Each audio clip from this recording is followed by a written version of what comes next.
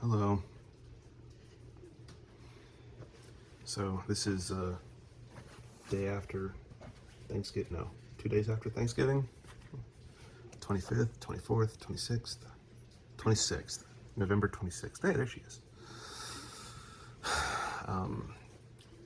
She's hurting, and I guess I got an inner ear infection.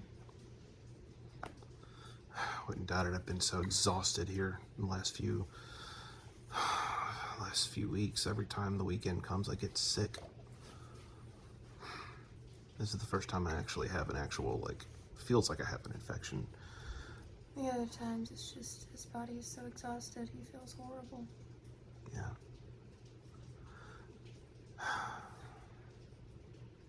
But We're miserable, basically. yeah. But let's talk about some of the good. Family has been coming down to help me throughout the week while Darren's been at work. Yeah, I'm out of vacation time. I've probably said this 1,000 times now. I'm out of all my off time, personal time. So I'm getting help from her family who comes and stays with her throughout the week because she's essentially too weak to really stay on her own. She has trouble walking. Too painful to get up and get things myself. Yeah. We have our appointment, our pain specialist appointment in a couple of days. Monday. Yeah, but sure enough, I'm feeling so cruddy that I'm halfway debating getting someone to drive her to the appointment while I go to the doctor for myself. I can't be in two places at once. So, That's if he can even drive. if I don't get better in the next couple of days, which everything I read about ear infections or inner ear infections, whatever, it could take 2 to 3 days to clear up, or it could take 3 months, whatever. So, I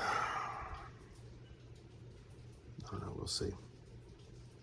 I'm guessing it's an ear infection of some kind. I don't know. Anyway. We're hoping that the pain specialist will go well, because if the pain specialist goes well, then we can get my pain under control, and Cancer Centers of America starts the process of hopefully getting us in as a patient. Yeah. But So in the meantime, we've got an appointment. We might have an appointment with MD Anderson for follow-up and scans. But we don't know if it's a scheduling issue since they kicked us off our services, or if it's actually legit. Come get your final scan so we can tell you how bad it is before we send you home. Yeah. Who knows? I just don't want to be still. I don't want to be doing nothing. Yeah. And my concern is I don't want to go out there and potentially miss an opportunity or slow down our process with Cancer Center of America because we're in Houston.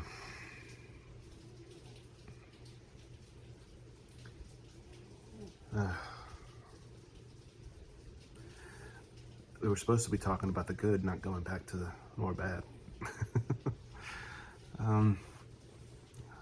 What's a highlight, babe? What's something good that's happened? I got to see Gran on Thanksgiving. Yeah, we got to see her grandmother on Thanksgiving. She's in rehab. Yeah. Right now, 6 to 8 weeks non-weight bearing on her knee after simple knee replacement turned into what was actually a torn MCL. And so she's had a rough go of it, just being alone in the rehab center and not being able to move and everything. So Yeah. Grandma, my dad's mom, who's been staying with me, cooked me, her, and Darren Thanksgiving. Thanksgiving. That was and then nice. we took dessert over to Grand's rehab facility and ate dessert with Gran. Yeah, that was cool. But it is a Saturday. It's lazy, it's rainy, and I'm not feeling good. She's not feeling good, so we're just gonna have a nice lazy day together.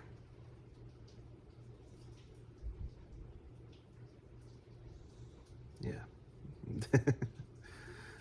Anyway,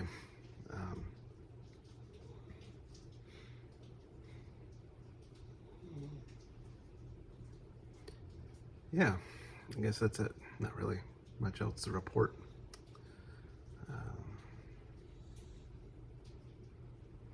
No, not really much to report at all. So, anyway, Myers out. All right. Well, you guys are just gonna have to forgive this kind of rambling sort of video. The last video that you just saw was from November 26, 2022.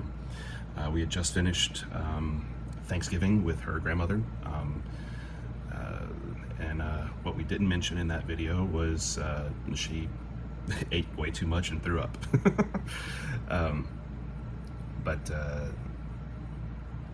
Yeah, so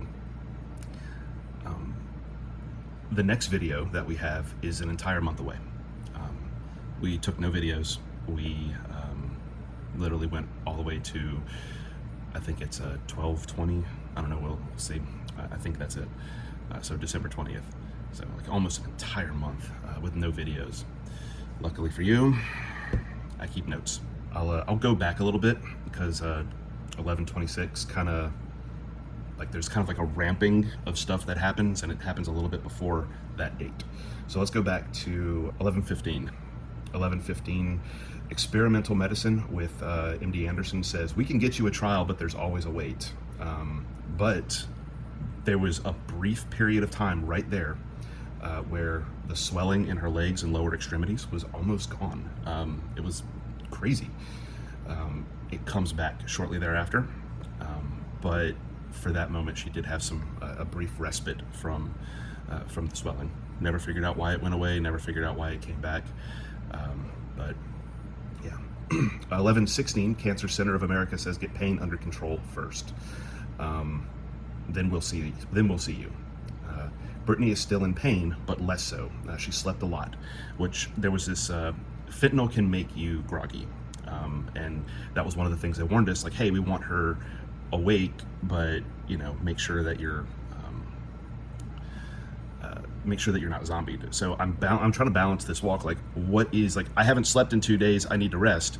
She sleeps, then she wakes up because the pain is back, and it's like, at what point do you, walking that balance was tough. Like, it's like, okay, is she zombied? Does this count as zombied, or is she just trying to rest and can't get enough relief from the darn fentanyl patches? Because they taper, right? You put a patch on, it lasts for 3 days, and you get your first day is a really good amount of pain relief, and then it tapers. So anyway, you'll hear more about that in a minute. So that was on the 16th. The 17th, Brittany went to the doctor, and from the 17th to the 22nd, pain has been increasing.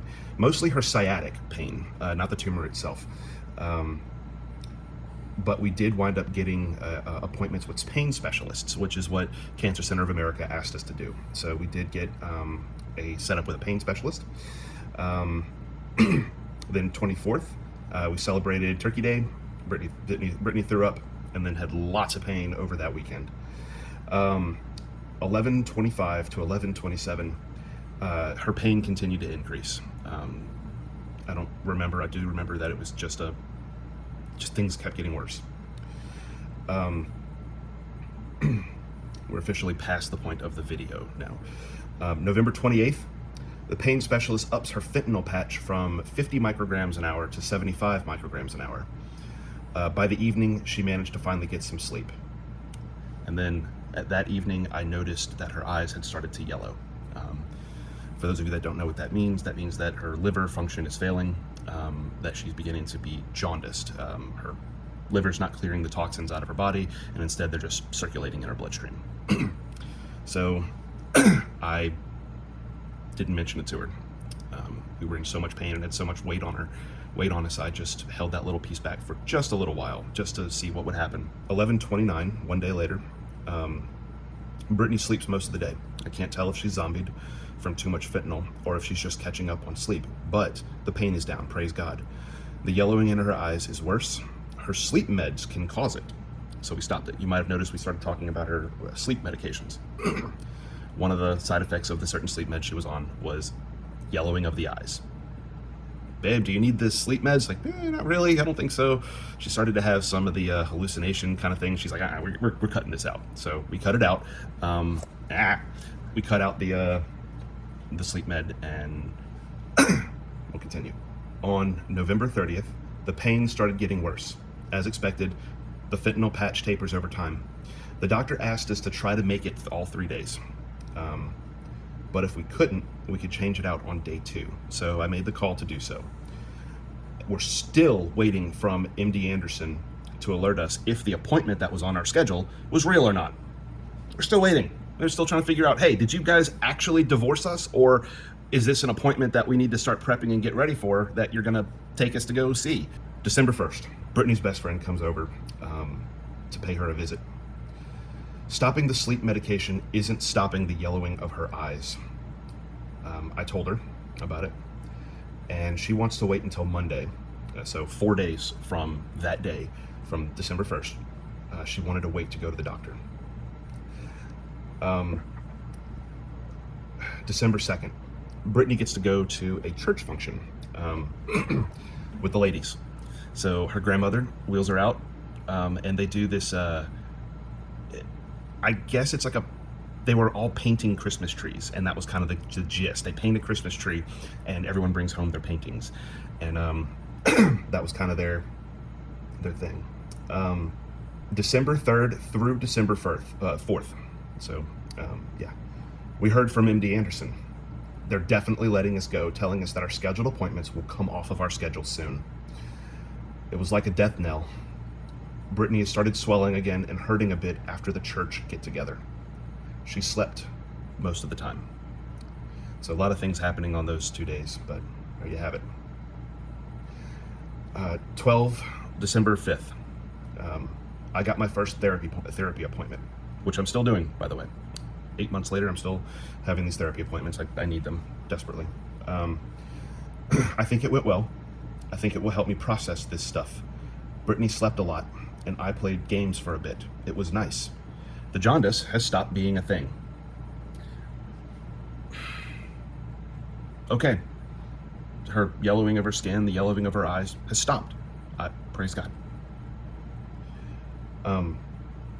December 6th, Brittany's friend came by at 10 a.m. to hang out with her until her father showed up at 12 o'clock-ish. I'm so thankful for friends and family being able to share their time with us. It truly helps. Brittany needs so much help. She knows it, but she hates it, of course. She's so independent, and you guys all see that. There's no doubt there. She's just totally independent. This is the stuff that we totally did not capture. And we should have, but we were just so focused on us and living and trying to make it that we just didn't capture anything. Brittany was in a lot of pain on December 12th. A lot of pain. So we wind up going to our local hospital for a pain crisis. I'll just read it to you. It's terrible. Brittany goes to go to hospice for pain and swelling. The hospital, our local hospital, won't treat the cancer, but it will provide an excellent pain management by using hospice. Abdomen swelling is from tumors, which are now producing fluid. We now have a plan for what fighting looks like. No more fentanyl. So that's on December 12th, and allow me to kind of fill in those details. We went to the hospital, and we managed to get her pain under control. They took her off of the fentanyl patches because Apparently, when you're taking a fentanyl patch, that's sort of the long acting, but you also need short acting. You need stuff to, like, hey, to handle pain spikes. And our pain specialist never gave us medication for the spikes. He only gave us the fentanyl patches. They were like, hey, this should be the thing, totally. So we're gonna play around with your pain meds. We're gonna find what you need. And we spent, I don't know, 3, 4, 5 days in the hospital. I honestly don't remember. But we juggled and tried to figure out, what her pain levels were and how to handle it. In the meantime, we talked to the oncologist there and said, hey, we currently can't get in with Cancer Center of America. We currently can't get in with MD Anderson. What do you guys think? Take a look at this. Take a look at our scans. Tell us what you think. Do you think, you'll give us cancer treatment, or, just advise us on what to do? And they said no.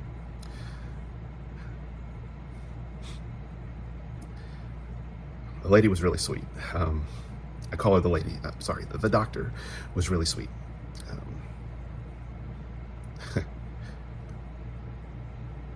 Told her, just very quietly, you're going to die, but not today. We're not going to treat you, but that doesn't mean that you can't live. It doesn't mean that you can't continue to exist. And I'm paraphrasing, so don't think that's exactly what she said. It was very, very sweet. It was very nice, and probably the sweetest that we've been treated by any doctors. So they set us up with hospice for pain management and monitoring. And that became our life. That became our method going forward. We had a long discussion that night as to what fighting looked like, because Brittany was still fighting. God, you can see it every day of the week, just fighting. And she's like, I'm gonna fight. I'm gonna fight. Keep going forward. I'm gonna continue to believe that God's gonna heal me on this earth, and I'm gonna continue to try to get my pain levels in line, and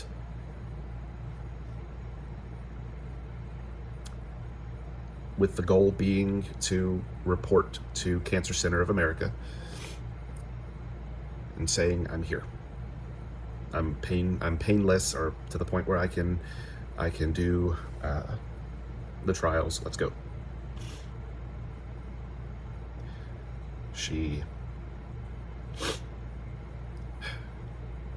We knew that it was coming, but we were going to live as though we still had plenty of time left. It was the first time we ever said it out loud. Up until this point, I had been putting my faith in we're gonna be healed, and I kept having the nagging, I'm dealing with the reality. The way I kind of viewed it was I was dealing with the reality much more than Brittany was, so that Brittany could have her faith and have her hope, because that's what she needs. That's what all cancer patients need. They need hope. So that was our path forward. We didn't tell anybody. We just knew what fighting looked like now, what it looked like going forward. December 15th, Brittany came home on hospice for pain management. From the 15th to December 20th, over the last few days, her meds have been upped from 35 extended release. We're on morphine again. From 30 ER, so extended release, to 45, and now we're up to 60. And they were giving her lots of immediate release morphine to deal with the pain spikes. And that leads us to the very last video. not the very last video, don't take that, but leads us to the video that you're about to watch right now. A bunch of our church folk, our friends and family, came by to sing carols to us. It's a small group of them. They just wanted to do something nice, and they brought us a couple of gifts. So the video, you'll see Brittany. We're home from the hospital. They're singing carols to us. She's singing as well, and she's opening the gifts. And just, it's a really short video, so I'm just gonna play it. Joyful all ye nations rise, join the triumph of the stars. With Angelicus proclaim, Christ is born.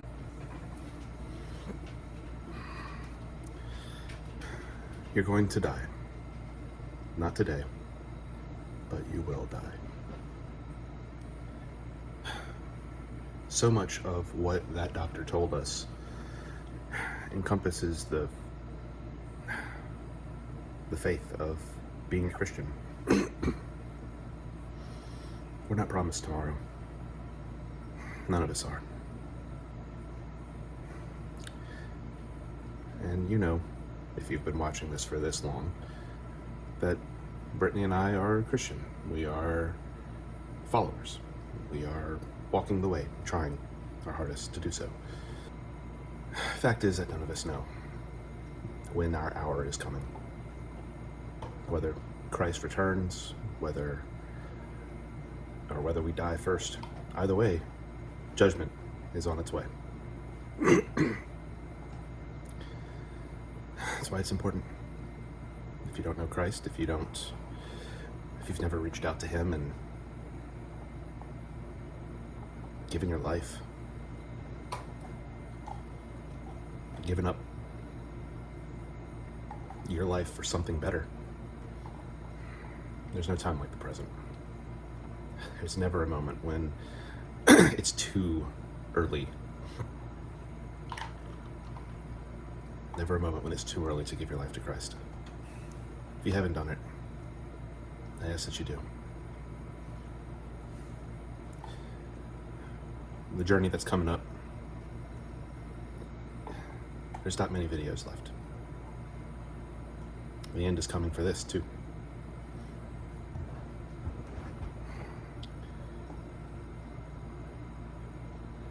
Brittany was secure in her faith, and I'm proud of that. I'm infinitely proud of my wife and her faith and her relationship with God. These videos are coming to a close too. And if you don't know Christ, there's no time like the present. If you haven't given your life to him, you should. Everything that we've gone through, every step of this journey, we've always tried to point people back to Christ, back to the story, back to the kingdom, back to the fact that everything that's happening is part of a plan. And we all have to die. All stories come to an end.